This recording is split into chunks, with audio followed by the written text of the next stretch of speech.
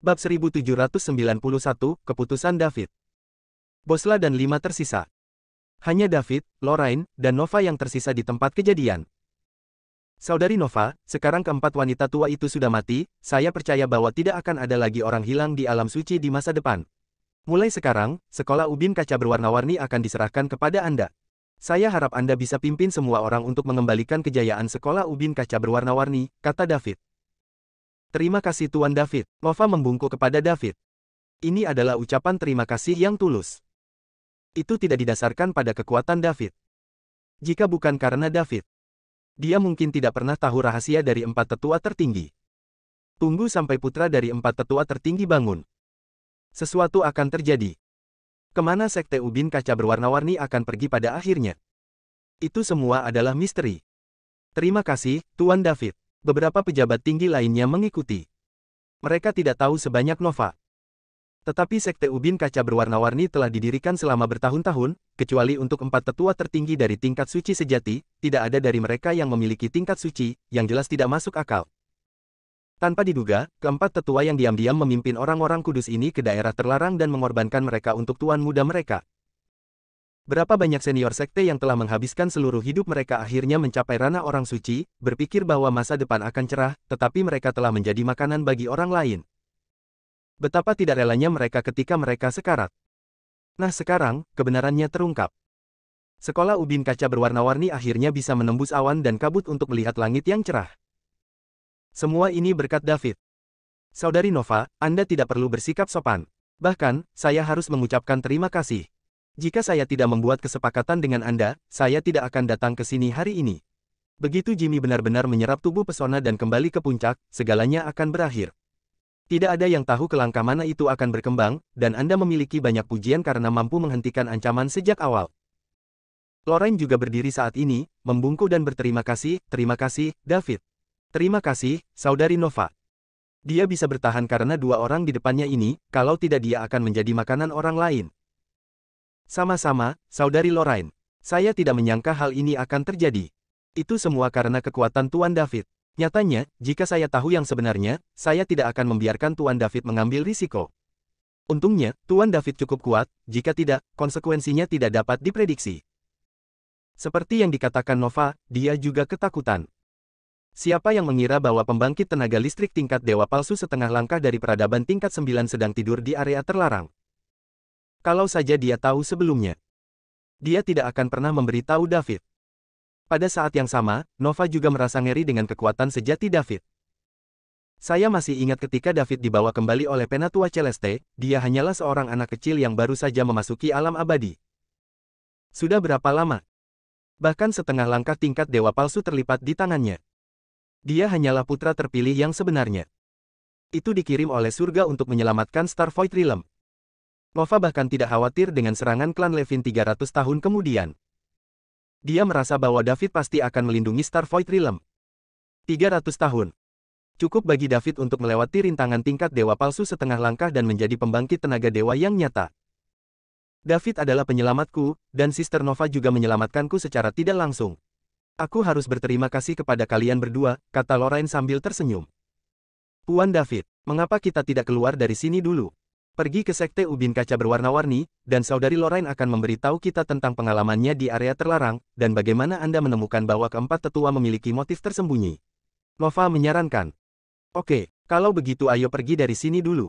David setuju. Dia membuka mulutnya. Secara alami, tidak ada yang akan keberatan.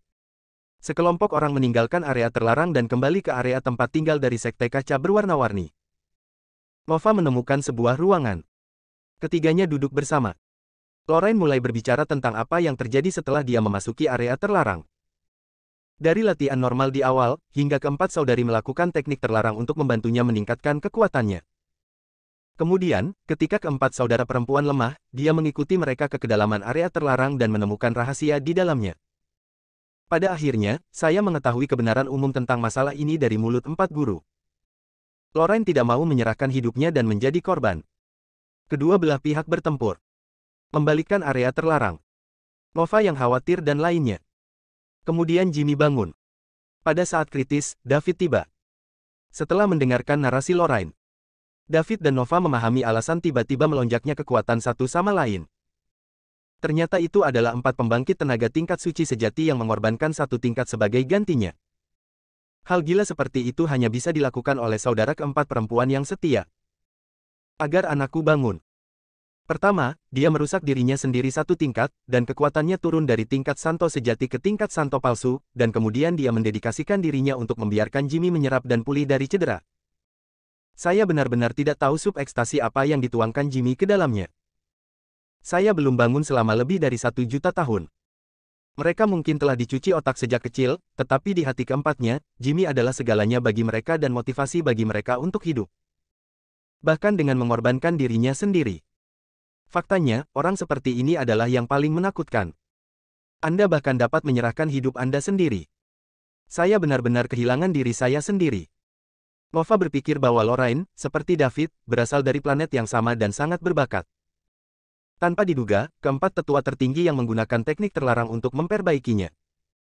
Tampaknya putra terpilih masih hanya David. Kemudian David mulai memikirkan bagaimana dia harus pergi di masa depan. Rencana hidup mengasingkan diri di bumi harus kandas untuk sementara. 300 tahun kemudian, klan Levin menyerang. Dia akan menjadi garis pertahanan pertama untuk Starvoid Realm. Keberhasilan atau kegagalan berhubungan langsung dengan hidup dan mati Starvoid Realm. David juga harus memperhatikan. Kuncinya adalah saya tidak tahu orang seperti apa yang akan dikirim oleh klan Levin. Tingkat dewa palsu atau tingkat dewa primordial. Hal yang tidak diketahui membuat David tidak berani gegabah sedikit pun, dan dia harus melakukan yang terbaik untuk membuat persiapan terbaik. Pada akhirnya, dia memutuskan untuk menggunakan sekte ubin kaca berwarna-warni sebagai bentengnya dan mengambil alih Celia dan yang lainnya. Ini benar-benar aman di sini sekarang.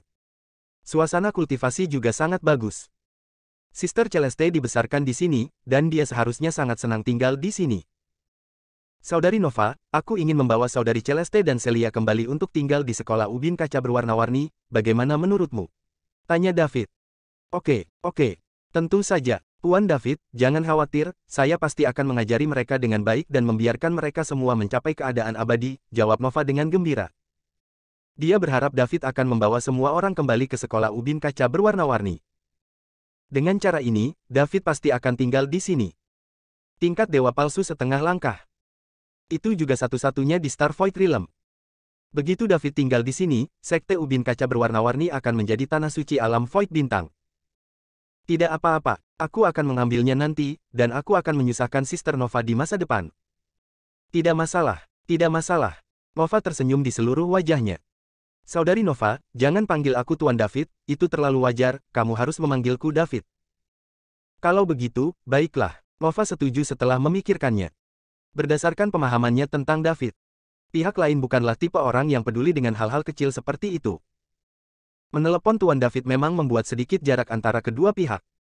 Bab 1792, Perubahan Sistem. Setelah mengucapkan selamat tinggal pada Nova dan Lorraine, David meninggalkan benua berwarna-warni. Kembali ke benua ilahi tengah, tempat tinggal Celia dan yang lainnya.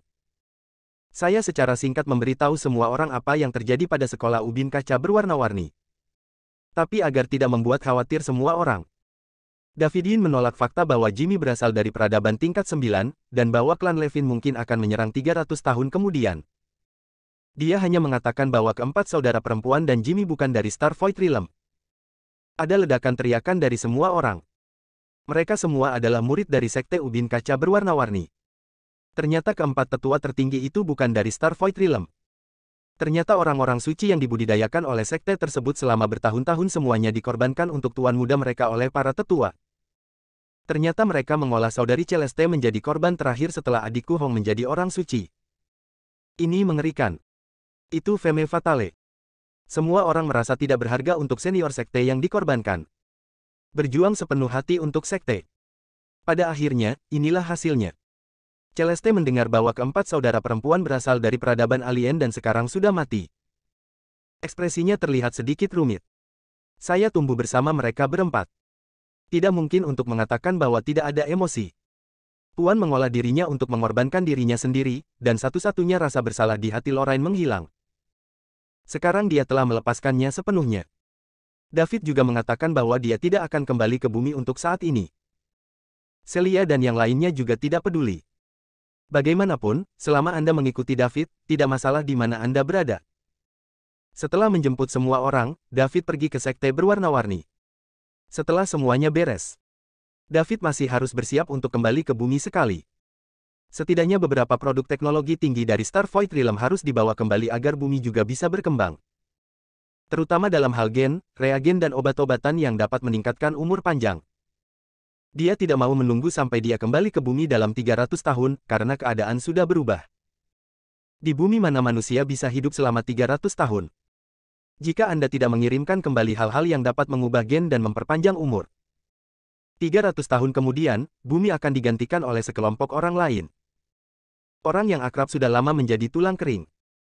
Inilah yang tidak ingin dilihat David. Karena dia memiliki kemampuan sekarang, bagaimana mungkin dia tidak membantu manusia bumi? Dan itu tidak butuh waktu lama. Saat dia mengikuti Celeste saat itu, dia berjalan di ruang 3 dimensi. Sekarang kembali ke ruang 9 dimensi. Saya tidak tahu berapa kali lebih cepat kecepatannya.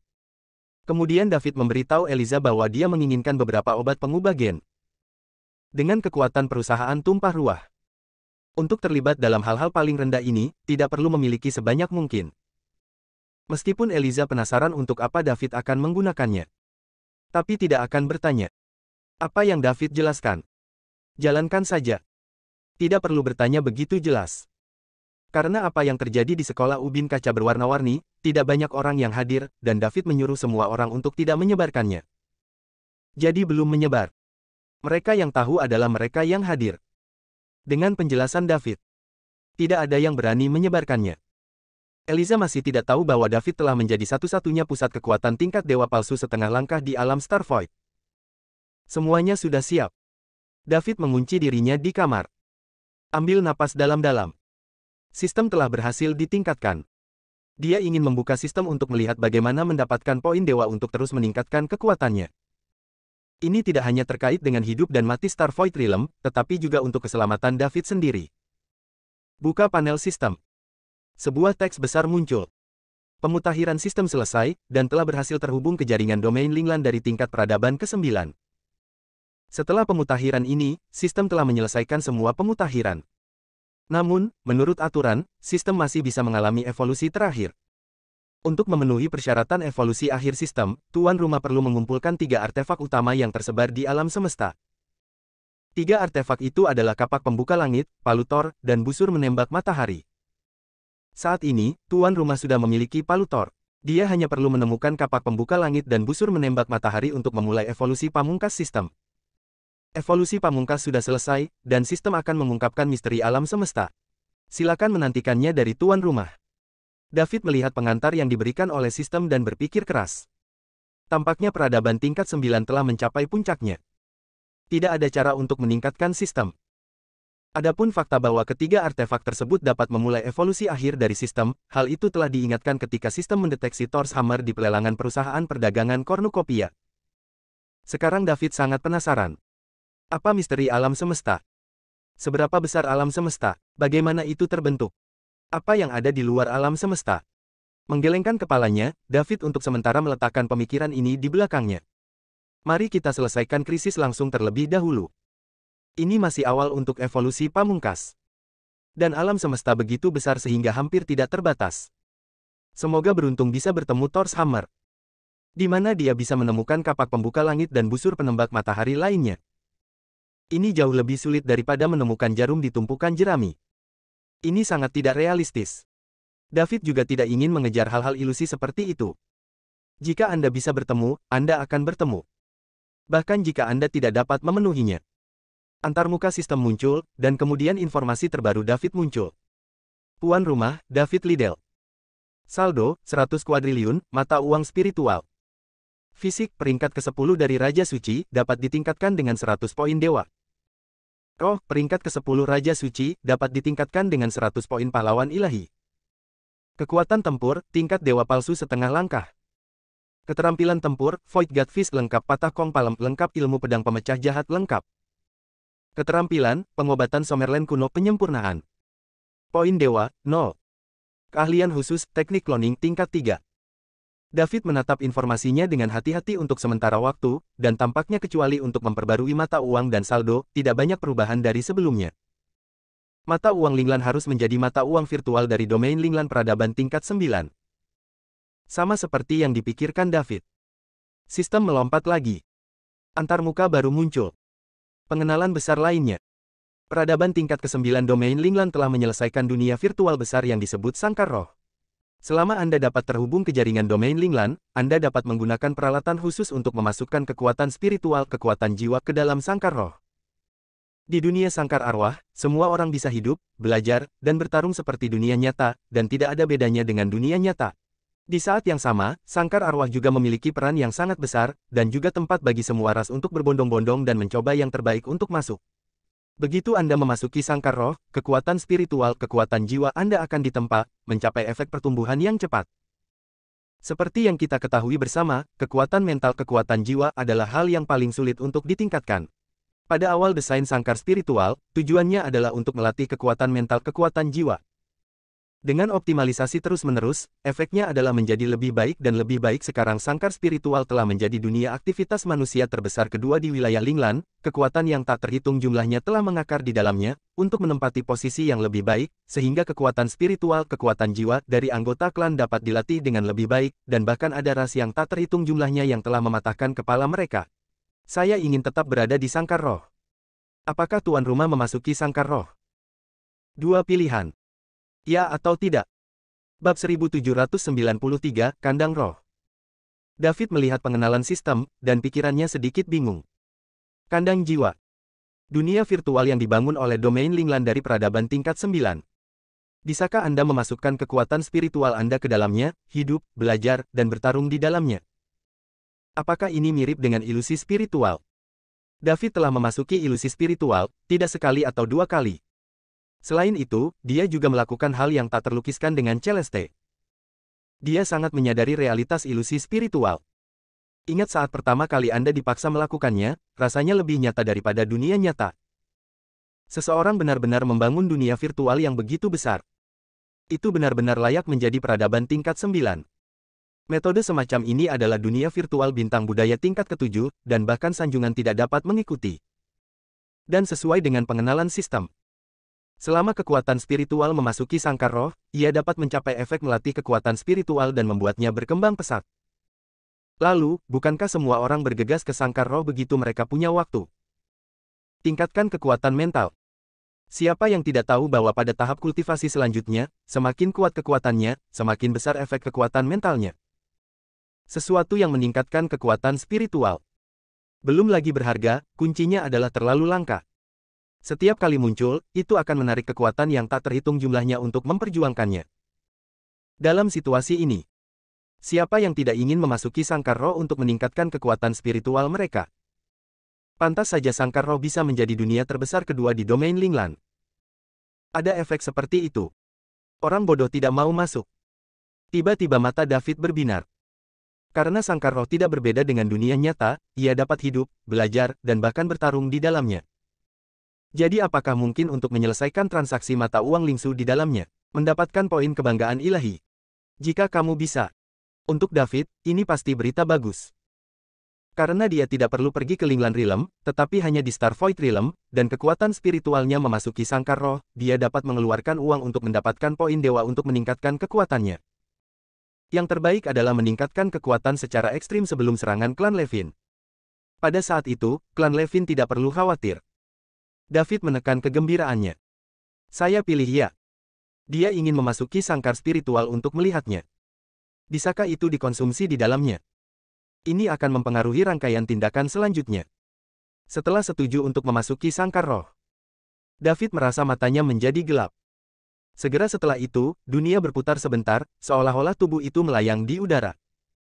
Setelah beberapa saat David merasakan kakinya menginjak tanah.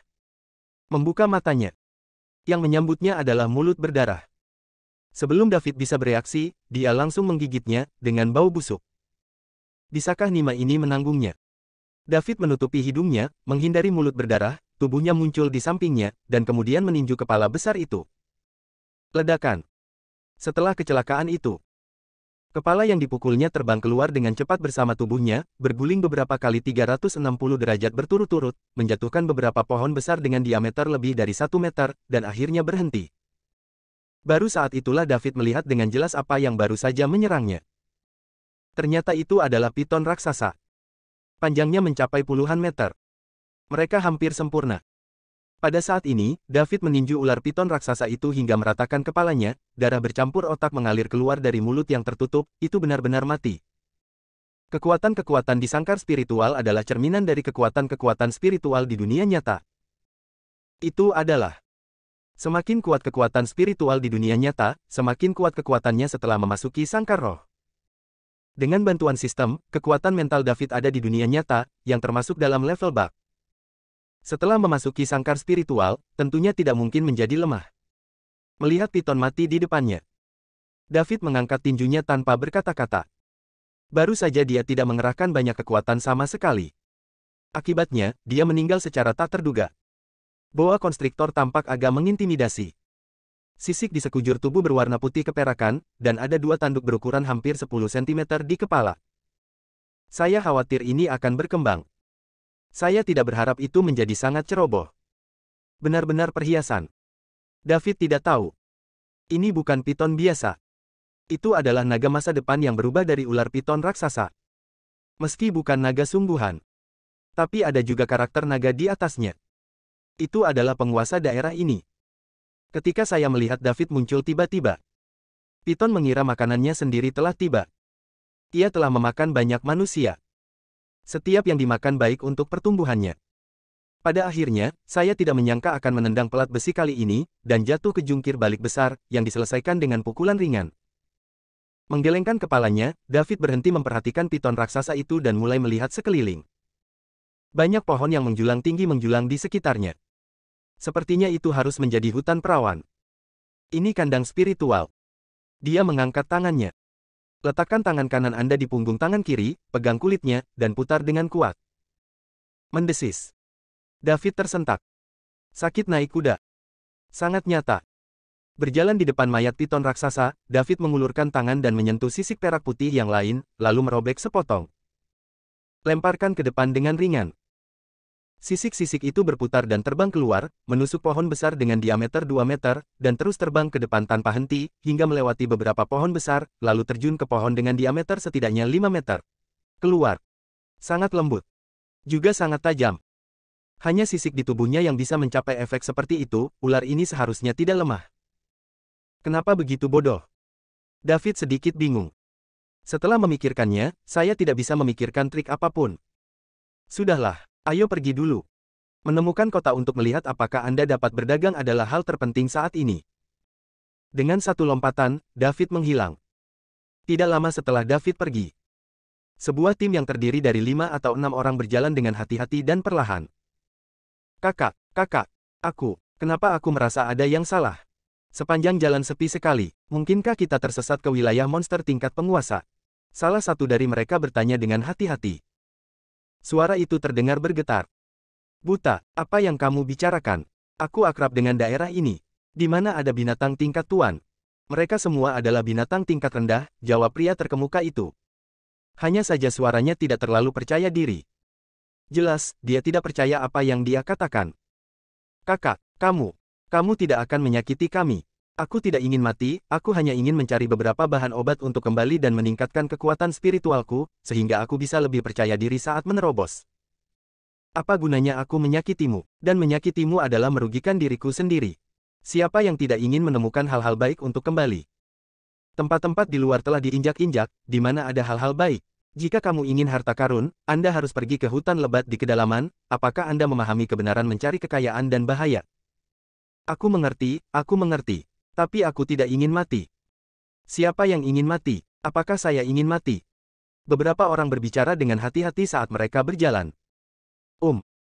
Mereka menemukan bahwa bidang penglihatan di depan tiba-tiba menjadi lebih luas. Sinar matahari menyentuh tanah. Segera membangkitkan kewaspadaan beberapa orang. Di bawah naungan pepohonan yang menjulang tinggi, hutan perawan yang lebat. Jelas tidak normal jika matahari bersinar terik. Ketika terjadi kesalahan, pasti ada setan. Bab 1794, Hati Manusia. Beberapa orang ingin melewati sini. Tapi dia tidak bisa menahan rasa ingin tahu di dalam hatinya, dan mendekat perlahan. Tunggu sampai mereka tiba di suatu tempat dengan pemandangan yang jelas. Aku tertegun dengan pemandangan di depanku. Saya melihat beberapa pohon yang menjulang tinggi tumbang. Adegan itu berantakan. Yang lebih mengejutkan adalah benda besar tergeletak di sana tak bergerak. Kepala besar itu dipukuli dengan buruk. Ada banyak darah di tubuhnya. Semua keluar dari mulut raksasa itu. Rupanya raksasa itu dipukul di kepala dan mati. Ini. Seorang anggota tim tergagap untuk waktu yang lama, berusaha untuk tidak mengatakan sisanya. Kakak, bukankah ini monster tingkat penguasa legendaris, naga banjir Raja Perak? Anggota tim lain yang sedikit lebih berani bertanya dengan suara bergetar. Silver King Flood Dragon adalah monster tingkat penguasa yang terkenal. Belum lagi kekuatannya. Seluruh tubuh penuh dengan harta. Di daftar hadiah, naga banjir ini bernilai puluhan miliar koin spiritual. Itu puluhan miliar koin roh. Tim pengumpul herbal temporer seperti mereka akan bekerja keras selama sebulan, dan jika beruntung, mereka bisa mengumpulkan ratusan ribu eliksir. Tentu saja, ada juga orang yang bernasib buruk. Ramuan bernilai ratusan juta dikumpulkan sekaligus. Tapi itu terlalu jarang terjadi. Dan sekarang berbaring di depan beberapa orang. Itu adalah sesuatu yang bernilai puluhan miliar koin spiritual. Lihat adegan ini. Semua orang mungkin bisa menebak. Seharusnya ada pertempuran besar di sini belum lama ini. Silver King Jiaolong tewas dalam pertempuran itu. Hanya saja mereka tidak tahu binatang apa yang membunuh naga banjir Raja Perak. Tidak pernah terpikir oleh mereka bahwa manusia membunuh mereka. Lagi pula, ini bernilai puluhan miliar koin spiritual, siapa yang tidak akan mengambilnya jika mereka membunuhnya? Itu bukan cara untuk menjadi kaya. Namun kebenaran dari masalah ini adalah David baru saja memasuki sangkar spiritual. Belum tahu nilai benda ini. Bahkan jika dia tahu, juga tidak akan diambil. 10 miliar koin spiritual. Uang kecil saja. Tidak ada gunanya dia membawa mayat sebesar itu ke rumah. Oke, sepertinya itu memang Silver King Flood Dragon. Pemimpin itu menjawab dengan gemetar. Namanya Jesper. Dia adalah kapten tim kecil ini. Itu juga yang terkuat. Kalau begitu, bukankah kita kaya? Jumlah hadiah Silver King Flood Dragon adalah puluhan miliar koin spiritual. Selama kita mengeluarkannya untuk ditukar dengan uang, kehidupan masa depan akan sebahagia mungkin. Anggota tim sangat bersemangat. Begitu kata-kata itu keluar, mata semua orang berbinar. Ya, keluarkan saja Silver King Flood Dragon. Risiko apa yang harus Anda ambil, obat apa yang harus diminum? Anda tidak perlu khawatir tentang hal itu selama sisa hidup Anda. Jesper tiba-tiba memikirkan sesuatu.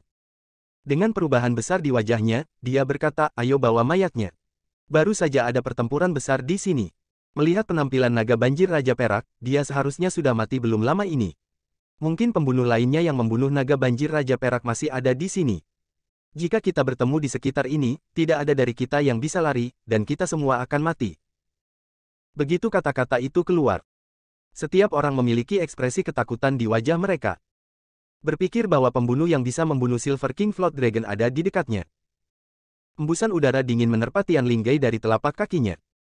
Seluruh tubuhku gemetar. Untuk membunuh binatang tingkat penguasa semacam ini tidak semudah menginjak-injak beberapa semut sampai mati. Benar, bos benar, ayo pergi dari sini. Beberapa orang lainnya bergabung. Keenam orang yang gemetaran melawan aura menakutkan dari naga Bima Sakti, perlahan mendekati mayat itu. Bahkan jika itu mati, pemaksaan yang berasal dari mayat naga banjir Raja Perak masih membuat takut beberapa orang.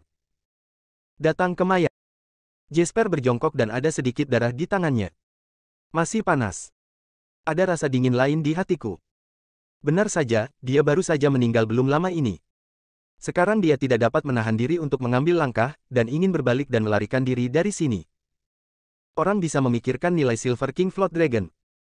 Dia menahan diri dengan tiba-tiba. Kekayaan dan kekayaan dicari dalam asuransi. Peluang besar semacam ini jarang ditemui sekali seumur hidup. Jika demikian pergi, memikirkannya di masa depan, saya pasti akan menyesalinya selama sisa hidup saya. Sekelompok 6 orang mengambil tubuh Silver King Flood Dragon dan pergi dengan cepat. Meskipun mereka berada ribuan mil jauhnya dari Silver King Flood Dragon yang masih hidup, mereka masih bisa memindahkan mayatnya. Lagi pula, mereka yang berani mengambil risiko di kedalaman hutan purba ini juga memiliki kekuatan tertentu. David masih tidak tahu bahwa ular kecil yang dia bunuh dengan santai masih menjadi penguasa daerah itu. Sekarang dia akan menemukan kota terlebih dahulu. Karena orang-orang di sangkar spiritual diinvestasikan oleh kekuatan spiritual dari dunia nyata. Oleh karena itu, di dalam sangkar spiritual, tidak ada penggunaan kekuatan mental untuk mendeteksi situasi di sekitarnya. Sehingga David hanya bisa menemukannya sendiri. Sejujurnya, jika Anda tidak memiliki kekuatan mental, sangat tidak nyaman berada di tempat yang aneh ini. Kalau di dunia nyata, lepaskan kekuatan mental yang sangat besar, dan David dapat dengan cepat menemukan dan memahami situasi di sekitarnya, dan menemukan kota tempat manusia berkumpul.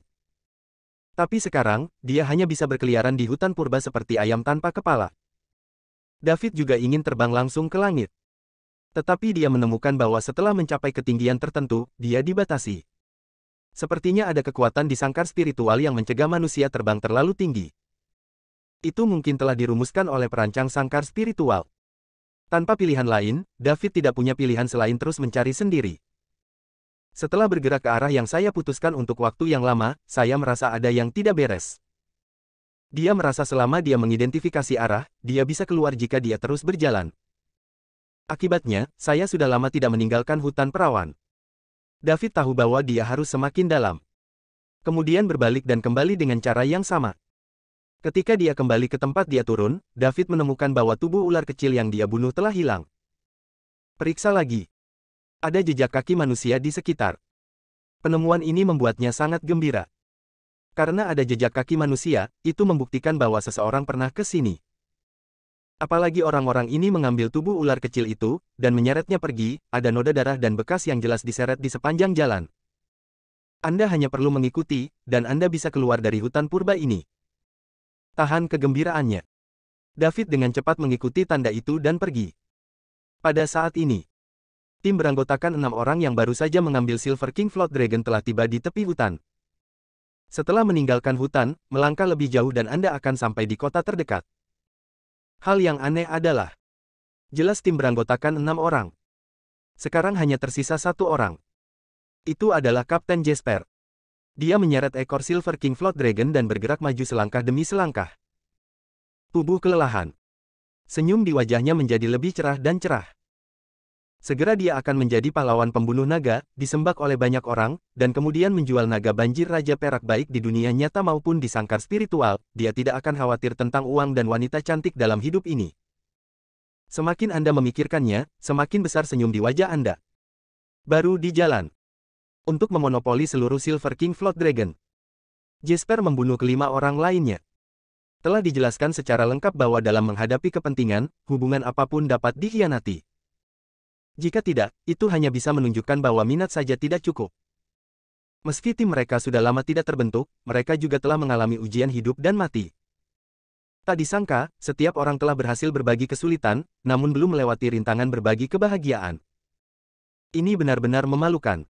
Bab 1795, Kota Tanpa Batas. Tidak butuh waktu lama. David menyadari bahwa ada sesuatu yang salah di depan jalan. Anda tidak melihatnya sampai Anda mendekat. Itu adalah 2 mayat manusia. Ada sedikit tanda-tanda perjuangan di sekitar. Dia mencarinya, dan menemukan 3 lagi tidak jauh. Sebanyak 5 mayat manusia. Kematian kelima orang itu tidak lama, dan wajah mereka penuh dengan ekspresi tidak rela. Penyebab kematian diperiksa. Kelimanya ditemukan telah dibunuh. Di hutan liar di alam liar ini, adalah normal untuk berkelahi dan mati. Apa yang benar-benar membingungkan David adalah, orang-orang ini seharusnya memasuki sangkar spiritual dengan kekuatan spiritual mereka melalui peralatan khusus dari dunia nyata, bukan? Setelah mereka meninggal, kenapa mayatnya tidak hilang, tapi masih ada? Apa yang akan terjadi di dunia nyata jika kamu mati di dalam sangkar roh? Apakah kamu akan bangun? Atau akankah dia tidur selamanya dan tidak pernah bangun? Kekuatan mental bisa disebut kekuatan jiwa. Ikuti kondisi normal. Di dunia nyata, ketika jiwa seseorang mati, orang tersebut benar-benar mati, hanya menyisakan tubuh. Tubuh David bergetar tiba-tiba. Hampir tidak ada perbedaan antara dunia kandang roh dan dunia nyata. Jika mati di sini, apakah kematian mengikuti di dunia nyata? Menilai dari situasi mayat-mayat ini, sangat mungkin. Itu adalah Meskipun kekuatan spiritual dapat ditingkatkan di dalam sangkar spiritual, hal itu juga disertai dengan krisis yang sangat besar. Jika Anda tidak sengaja mati di sangkar roh, maka dunia nyata tidak bisa bangun. Jiwa hilang, bagaimana saya bisa bangun? Tentu saja, ini mungkin juga tebakan David. Tapi menurutnya itu sangat mungkin. Kalau tidak, bagaimana menjelaskan fenomena bahwa mayat-mayat ini tidak hilang? Saat ini, David menemukan masalah lain. Bagaimana saya harus kembali? Jika kau tidak bisa kembali, tubuhmu di dunia nyata tidak akan bisa bangun. Tidak sabar untuk melihat apakah sistem dapat dibuka. Masih sistem dapat dihidupkan. Itu benar-benar layak menjadi peradaban tingkat dewa. Sangkar roh juga tidak dapat membatasi sistem. David juga berencana mencari cara untuk keluar dari sangkar roh di sistem. Akibatnya, dia melihat opsi untuk keluar dari dunia sangkar roh pada pandangan pertama. Dia memilih untuk berhenti tanpa ragu-ragu. Gelap di depan matanya, dan perasaan pusing menyerang lagi. Ketika David membuka matanya lagi, saya telah kembali ke dunia nyata. His, ho. Ambil napas dalam-dalam dan keluarkan. David merasa bahwa pengalamannya tadi benar-benar luar biasa. Untungnya, saya bisa kembali. Mengapa beberapa orang yang baru saja meninggal tidak kembali ke dunia nyata di saat-saat terakhir? Mungkinkah ada beberapa batasan di sini? Menggelengkan kepalanya, David merasa bahwa dia tidak mengerti terlalu banyak, dan dia perlu menemukan jawabannya secara perlahan di sangkar spiritual. Mungkin mati dalam sangkar roh sama sekali tidak berpengaruh pada dunia nyata. David berpikir bahwa dia baik-baik saja di dunia nyata. Sekali lagi, dia melewati sistem dan memasuki dunia sangkar roh. Itu masih di mana dia baru saja meninggalkan sangkar spiritual. Kali ini tidak ada sambutan berdarah. Dia terus mengikuti tanda yang ditinggalkan oleh ular yang menyeret dan bergerak maju dengan cepat. Sisi lain. Sebagai kota yang paling dekat dengan hutan tak berujung, kota tanpa batas dapat digambarkan sangat hidup. Banyak petualang datang ke kota tanpa batas setiap hari, setelah 1 atau 2 hari istirahat, mereka memasuki hutan tak berujung untuk menjelajah dan mencoba peruntungan. Pada saat yang sama, ada juga banyak petualang yang kembali ke kota tak berujung setelah kembali dari hutan tak berujung dengan muatan penuh dan menjual sebagian besar barang mereka. Beberapa siap memasuki hutan tak berujung lagi, sementara yang lain dengan senang hati memilih untuk pergi, memilih untuk tidak terus mengambil risiko, dan kembali menjalani kehidupan tanpa beban. Kota tanpa batas sebenarnya adalah stasiun transfer, banyak pedagang ada di sini. Tempat bagi para petualang untuk beristirahat dan menjual barang. Hari ini, peristiwa besar menimbulkan sensasi di seluruh Endless City. Seseorang benar-benar membawa kembali tubuh naga banjir Raja Perak dari hutan tak berujung. Naga banjir Raja Perak. Binatang tingkat penguasa di daftar hadiah bernilai puluhan miliar koin roh. 10 miliar koin spiritual. Mendengar angka ini bisa membuat para petualang yang terjebak di dasar jarum gila. Jangankan puluhan miliar, ada 100 juta. Mereka semua akan langsung pergi ke suatu tempat dan menikmati hidup. Mengapa datang ke petualangan hutan tanpa akhir? Kuncinya adalah orang bernama Jesper yang membawa kembali mayat Raja Perak. Jiaolong masih merupakan orang yang tidak dikenal di dunia petualangan. Belum pernah mendengar rekaman apapun sebelumnya. Tak disangka, jika orang ini tidak menyanyi, ia akan menjadi blockbuster. Bom Raja datang langsung. Tentang naga banjir Raja Perak. Penjelasan yang diberikan oleh Jesper adalah bahwa ketika dia memimpin tim ke dalam hutan tak berujung untuk sebuah petualangan, dia kebetulan bertemu dengan naga banjir Raja Perak melawan monster tingkat tuan lainnya. Pria itu, pemandangan itu benar-benar menghancurkan bumi dan membuat kewalahan. Hanya paksaan yang terpancar membuat seluruh tim takut untuk mendekat. Pada akhirnya, naga banjir Raja Perak dikalahkan dan melarikan diri setelah terluka parah oleh monster tingkat penguasa lainnya. Seperti kata pepatah, kekayaan dan kekayaan dicari dalam bahaya, Jesper dan anggota timnya tidak mau hanya menjadi penonton, jadi mereka diam-diam mengikuti. Setelah mengamati selama beberapa waktu, dipastikan bahwa cedera naga banjir Raja Perak benar-benar serius. Dia memutuskan untuk bertaruh. Bersiaplah untuk bekerja sama untuk memenangkan Silver King Float Dragon. Setelah sukses, tidak perlu khawatir tentang hal itu selama sisa hidup Anda. Setelah pertarungan sengit, Silver King Float Dragon yang terluka parah akhirnya terbunuh, namun, pertarungan putus asa terakhir Silver King Float Dragon juga memusnahkan semua anggota tim lainnya, hanya menyisakan Jesper di seluruh tim. Harga yang harus dibayar tidak sedikit. Penjelasan ini masih diterima oleh kebanyakan orang. Lagi pula, jika Silver King Float Dragon tidak terluka parah, bagaimana mungkin orang biasa bisa menghadapinya? Bahkan orang seperti Jesper dapat membunuh perkataan Silver King Float Dragon. Itu tidak sepadan dengan uang sebanyak itu. Pada saat yang sama, semua orang meratapi keberuntungan Jesper, yang tidak sesuai harapan.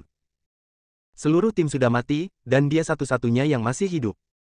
Jadi bukankah seluruh Silver King Float Dragon ini miliknya? Menelan puluhan miliar koin roh sendirian. Memikirkannya membuat orang merasa bersemangat. Tapi kata Jesper, meskipun rekan satu timnya semua mati, tanpa bantuan mereka, mustahil baginya untuk membunuh naga banjir Raja Perak sendirian. Jadi setelah menjual Silver King Float Dragon, dia akan menemukan keluarga dari rekan satu timnya yang tewas ini dan membagikan uangnya kepada mereka. Itu bisa dianggap sebagai penjelasan untuk rekan satu tim yang meninggal. Pendekatan yang begitu benar membuat para petualang di Endless City melihatnya dengan kagum. Diperkirakan mulai sekarang, dunia petualangan Endless City dan Endless Forest akan memiliki nama lain. Jesper. Tidak peduli metode apa yang dia gunakan. Dapat mengembalikan tubuh Silver King Float Dragon. Itu adalah salah satu langit-langit dunia petualangan. Memenuhi syarat untuk menjadi objek pemujaan para petualang yang tak terhitung jumlahnya. Tapi tidak ada yang tahu. Ketika tim Jesper menemukan naga banjir Raja Perak, itu sudah mati. Untuk menelan Silver King Float Dragon sendirian, Jesper akhirnya membunuh semua rekan satu tim di sekitarnya. Dia juga orang yang kejam. Bersambung.